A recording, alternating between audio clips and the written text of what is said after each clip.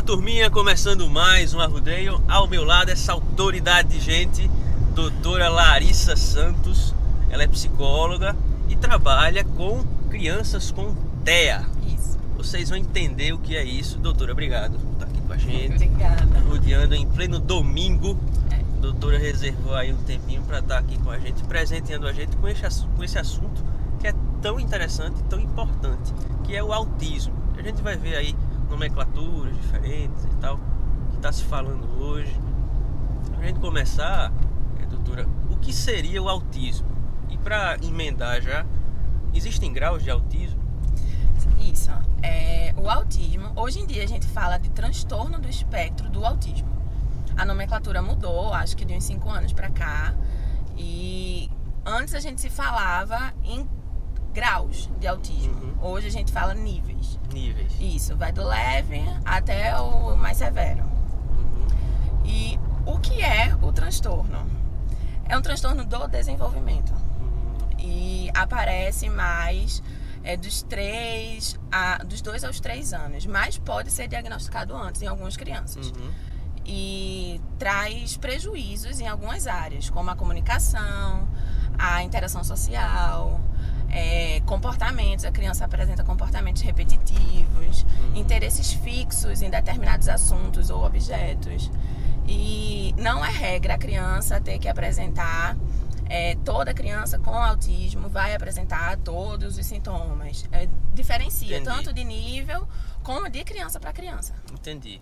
E aí existe uma pergunta, sempre que a gente vai fazer algum arrudeio nessa área de saúde, a gente abre no Instagram para vocês mandarem via direct pra gente algumas perguntas pra gente trazer. E teve uma pergunta que foi justamente isso: como se identifica de Célia _ Henrique. Conhece essa figura? Conheço, Célia. Como se identifica, quais são as características de uma criança com autismo? Foi justamente isso que você falou, né? E não dá para definir, né, doutora? Assim, isso aqui como é que se dá esse diagnóstico? O diagnóstico é fechado por observação clínica. É por um neuropediatra. Alguns psiquiatras também fazem, mas é mais comum a gente ver neuropediatras fazendo o diagnóstico. Aí eles encaminham, para esse tratamento? Isso, eles dão um diagnóstico por observação clínica. Às vezes eles pedem um suporte de uma equipe interdisciplinar para poder realmente fechar o diagnóstico. Mas quando eles têm certeza, eles já encaminham para o tratamento. Os pais podem perceber também algumas dessas características em casa, porque o que a gente escuta falando mais é a questão da fala. Fala. Isso, meu filho não falou com a idade correta do desenvolvimento dele. Então, vou levar ele no neuropediatra, porque já liga o alerta. Mas não significa que toda criança que não tenha um desenvolvimento típico na fala tem autismo, entendeu? Hoje em dia a gente já sabe que o autismo não é só isso.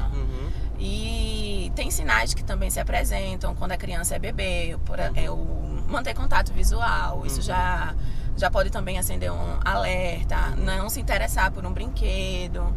Tem alguns sinais que os pais podem já poder ligar o alerta para encaminhar já para um procurar, né? Isso, até para procurar ajuda. Ter esse cuidado de não rotular sem procurar ajuda, né? E sabendo que quanto mais cedo o diagnóstico vier, vai ser melhor para a criança. Porque a intervenção precoce é o tratamento ouro que a gente fala. Entendi. E é impressão minha, doutora, eu tô ouvindo muito falar sobre autismo ultimamente. Não sei se é porque o pessoal tá ouvindo mais ou se esse diagnóstico tá realmente se tornando maior do que antigamente. Então, tem várias vertentes que falam sobre isso. No ano passado, saiu uma pesquisa nos Estados Unidos que 1 a cada 100 crianças já tem um diagnóstico de autismo. Nossa. E antigamente, alguns anos atrás, era 1 a cada 500 crianças. Então, Veja assim, que mudança, né? Mudou muito. E aqui no Brasil, estima-se que 2 milhões já têm um diagnóstico de autismo. Então, 2 milhões? 2 milhões. É muita gente. É muita gente. E também tem a questão dos planos de saúde, né? Que agora eles são obrigados a custear o tratamento. Os planos de saúde? Sim, são obrigados a custear esse tratamento quando você tem um laudo. Então, os pais já estão correndo atrás desses laudos. Então, isso também pode entrar para a estatística. Entendi.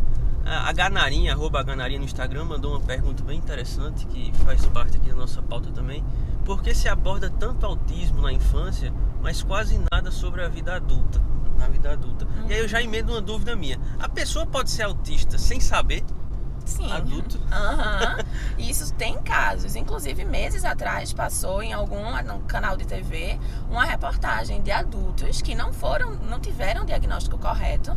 E isso causou danos severos na vida adulta. Porque tanto faz um adulto ter o autismo leve, isso passar despercebido na infância, achar que ele é apenas tímido. E quando for adulto, começa a estudar e ver, nossa, eu posso ter isso. Quanto ter um autismo severo, ser diagnosticado com outra coisa e não ter o tratamento adequado. Isso é comum, isso acontece. E por que se fala mais em criança? Porque é quando o autismo realmente aparece, é na infância. Então, assim, na escola, por exemplo, como se fala mais em autismo hoje, as professoras já estão estudando mais sobre o assunto, já pesquisam mais. E quando isso aparece na escola, conversa com os pais e já vai começando a montar a rede de apoio da criança. Então, às vezes a gente vê um colega de sala do seu filho, uma pessoa que você está em algum ambiente, na família, e é até difícil a gente saber como é que lida com isso, porque fica um rótulo de que aquela pessoa é maluca, aquela pessoa não é inteligente, não consegue ver, e não é, né? Na verdade não é. Não. Eu tenho até aqueles exemplos de, não sei nem se eu vou falar besteira, me corrija, mas eu escutei dizer muito, Messi é autista, né? Messi é autista e alguns artistas também, então são pessoas que, claro, dependendo dos níveis, né? Como lidar com isso, assim? Existe alguma forma de você poder se comunicar melhor e tal, e até a gente se conscientizar mais sobre isso? Depende, como você mesmo falou, os níveis, né? Se a criança tiver um grau mais severo, pode ser que a fala venha comprometida. E existem formas de se comunicar com a criança, que a gente chama de PECs, inclusive, que é como se fosse um caderninho com figuras para a criança se comunicar. Mas, assim, a intervenção precoce é a chave. É a chave, né? É a chave, porque vai ser daí que a criança pode se desenvolver. Inclusive, a criança pode chegar a parar um dia de fazer o tratamento porque as características do autismo não estão mais visíveis. Entendeu? Que legal. Ela não tem cura, o autismo não tem cura, mas ela consegue chegar a um ponto que vai continuar se desenvolvendo normalmente. A qualidade de vida vai melhorar muito, né? E a família é aquela questão. A família da criança com autismo, a família também tem que se adaptar àquilo, entendeu? Então, vai acontecendo de forma natural. Você vai estudando, vai pesquisando e respeitando as limitações da criança. Se você sabe, a criança tem sensibilidade ao barulho, você vai levar ela para um local com muito barulho, você pode esperar que a criança tenha uma reação diferente. Então, assim, você tem que saber como agir naquela hora e respeitar realmente o tempo da criança. E, eu sou amiga de uma família que tem autismo. Procurar sempre entender o porquê daquilo, entendeu? Daqueles comportamentos e não excluir a criança.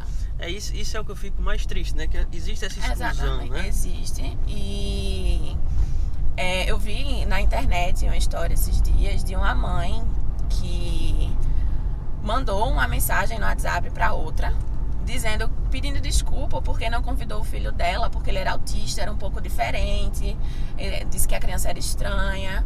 E caramba, entendeu?